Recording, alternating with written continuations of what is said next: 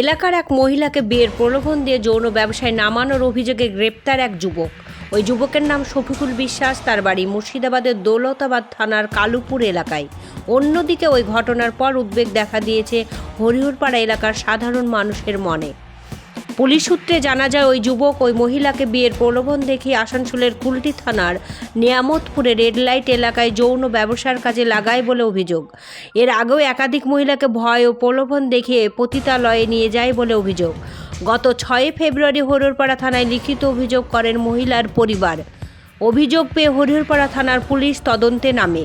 পরে আসানসোল থেকে ওই মহিলাকে উদ্ধার করে। গোটা ঘটনা নিয়ে তদন্ত শুরু করেছে হরিহরপাড়া থানার পুলিশ।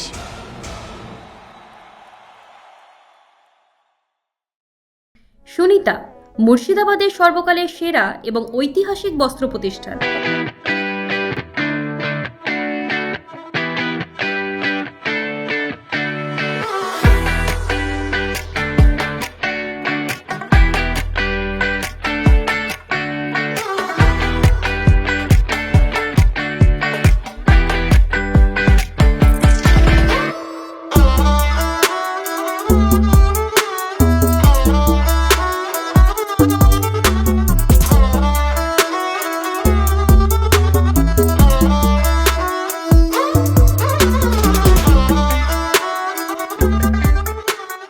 বিয়ের কেনাকাটা থেকে শীতের পোশাক, নামি ব্র্যান্ড, সেরা দাম, একটাই নাম সুনিতা।